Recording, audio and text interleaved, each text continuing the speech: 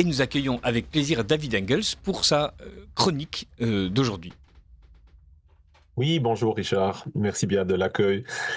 Lors des vacances de Pâques que j'ai passées en Belgique, et où ces vacances s'appellent alors évidemment désormais les vacances de printemps, je me suis promené sur le marché hebdomadaire de ma ville natale, localité dont le visage a profondément changé au fil des décennies. Autrefois marquée par un catholicisme profond, elle présente aujourd'hui tous les signes d'une islamisation omniprésente. Là, entre deux marchands de légumes, j'ai rencontré un ancien camarade d'école que je n'avais plus revu depuis des années. À ma grande surprise, il tenait un petit stand orné de chapelets musulmans, de calligraphie de versets du Coran et d'autres objets de piété islamique.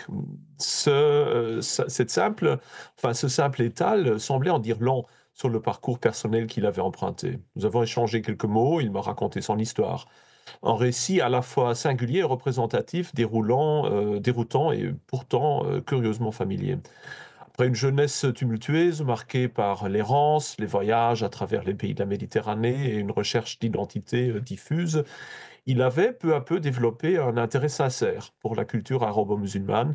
Et cette curiosité s'était progressivement transformée en une quête spirituelle, l'amenant à apprendre la langue arabe, à étudier les textes sacrés et finalement à se convertir à l'islam.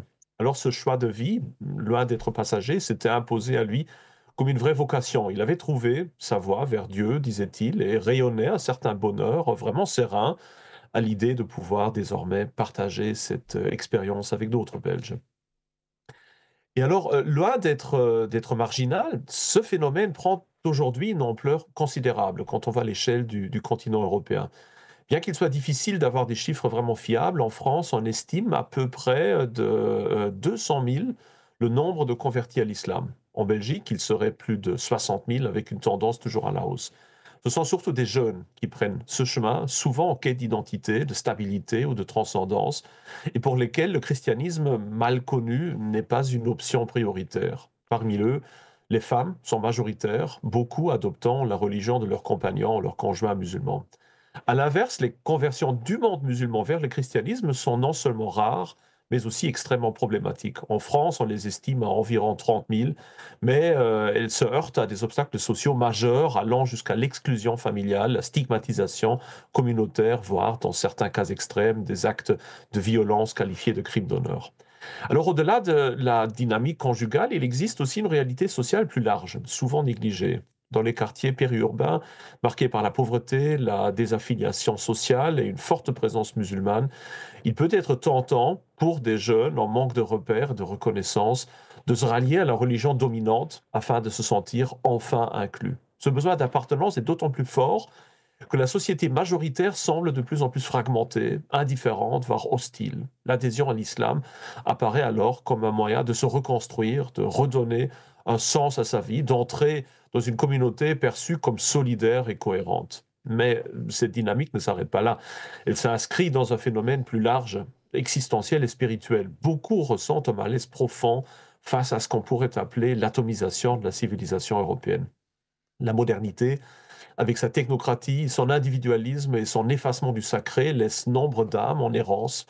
Disparition des cadres symboliques traditionnels, religion, nation, famille, terroir, crée un vide que beaucoup cherchent à combler. L'islam, avec sa structure claire, ses rituels, son sens du sacré, offre une réponse à cette quête de transcendance.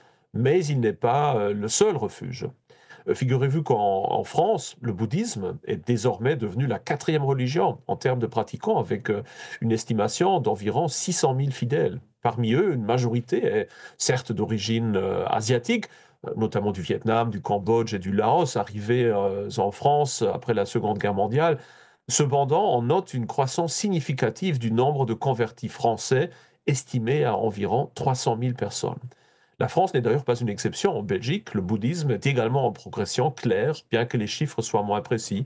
Une étude de l'Union bouddhiste de Belgique en 2008 estimait le nombre de bouddhistes là-bas entre 30 et 35 000, incluant à la fois les pratiquants et les sympathisants.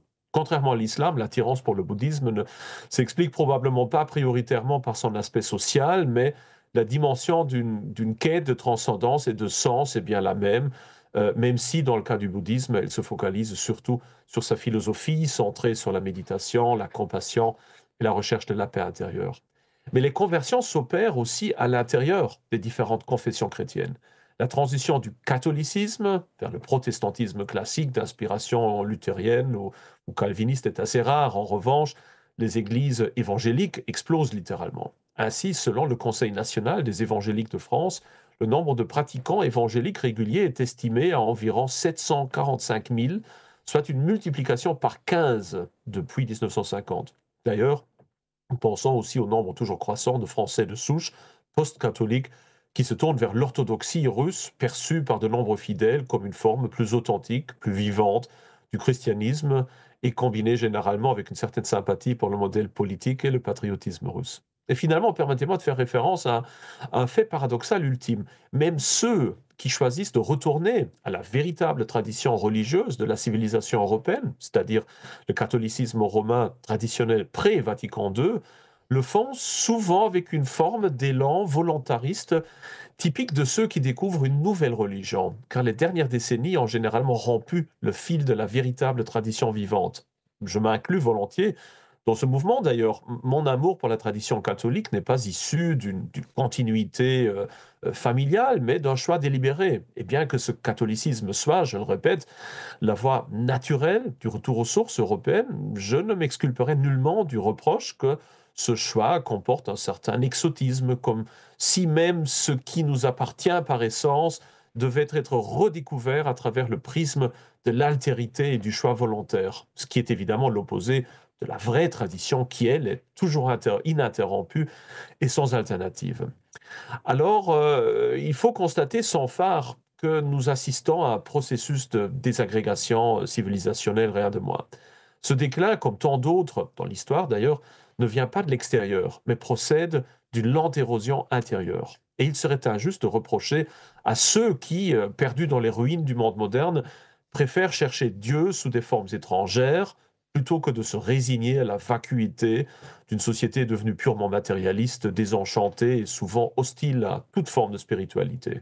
Certes, il serait préférable qu'ils trouvent la voie de la véritable tradition européenne, donc du catholicisme, mais cette option est généralement mal connue, discréditée, ridiculisée, et ce non seulement de la part des médias ou des politiques, mais aussi de l'institution elle-même qui, depuis Vatican II, a accumulé les horreurs et faux pas et n'est donc pas totalement irresponsable de son propre déclin. Dès lors, il est plus que jamais nécessaire d'élargir notre lecture politique du choc des civilisations, opposant, par exemple, musulmans, européens, indiens et chinois, en y intégrant un autre paramètre fondamental, celui du désir de sens et de transcendance, opposant ceux qui ont trouvé la voie d'une tradition à ceux qui vivent en dehors de tout véritable rattachement à la divinité. Ce n'est pas seulement à un conflit entre cultures, langues ou idéologies que nous sommes confrontés sur notre territoire, c'est aussi une lutte intérieure entre le vide et la plénitude, entre l'indifférence et la foi, entre le nihilisme et la quête du sacré qui marque notre époque. Et malheureusement, ce qui subsiste aujourd'hui de la civilisation européenne est bien souvent associé non pas à la tradition, mais à sa destruction méthodique. Ainsi, comme toujours dans l'histoire des hommes, le déclin d'une civilisation commence de l'intérieur et aucune technologie, aucune science, aucune armée ne peut durablement en enrayer la chute si elle a perdu Dieu. Ouais, si elle a perdu Dieu. Il nous reste 1 minute ou deux pour en parler, David Engels. Vous avez souligné à quel point ces racines chrétiennes sont nécessaires, en fait, pour comprendre l'Europe et ont été nécessaires pour bâtir l'Europe. Aujourd'hui, l'Europe a abdiqué vis-à-vis de ses racines chrétiennes. Elle a abdiqué très volontairement. Elle a refusé de les prendre en compte. Et effectivement, le pape François avait l'air de dire que ces racines n'étaient pas intéressantes et donc que l'Église n'avait pas à affirmer les racines de l'Église catholique. Est-ce qu'à votre avis, le pape Léon XIV va changer les choses, va changer la donne de ce point de vue-là, en 1 minute et demie? Oui, ça c'est évidemment la grande question que je me suis souvent posée aussi. Bon, jusqu'à maintenant, en tout cas, disons son enseignement semble, disons, plus catholique, explicitement en tout cas, que celui de François Ier, hein, en ce qui concerne maintenant, l'avortement, par exemple, en ce qui concerne l'euthanasie, en ce qui concerne l'accession des femmes à la prêtrise, etc., etc. Donc de ce point de vue, oui. Je crois que d'un point de vue humain, il est plus stable, plus diplomatique, plus contrôlé, plus pragmatique que François. Je crois d'ailleurs que ça a été ça un argument très important dans les discussions du conclave, qu'on voulait un pape normal, qui ne mettait pas l'Église dans l'embarras entre des interviews données dans des avions et des rectifications nécessaires ensuite par la chancellerie du Vatican. Donc je crois que de ce point de vue-là, on aura affaire à quelque chose qui est plus crédible, qui est surtout plus prévisible. Maintenant, il faut pas se leurrer. Léon XIV fait partie de ces nombreux cardinaux qui ont été intégrés dans le collège par François. Il a fait une ascension assez fulgurante ces dernières années, donc ce n'est pas un pape traditionnaliste et je ne crois pas que c'est maintenant cette notion d'Europe civilisationnelle qui est au cœur de ses préoccupations. Il vient du Nouveau Monde, il a été d'origine américain du Nord, tout en étant actif dans le Sud. Il a une Église mondiale de laquelle il doit s'occuper. Les traditionalistes ont essentiellement une place en Europe, en partie dans certaines parties du reste du monde, mais minoritaire. Donc en gros, je crois qu'on peut s'attendre à une certaine stabilisation de la situation, mais je ne crois pas que maintenant on aura un pape qui va lutter pour la notion de civilisation européenne. Merci beaucoup, David Engels.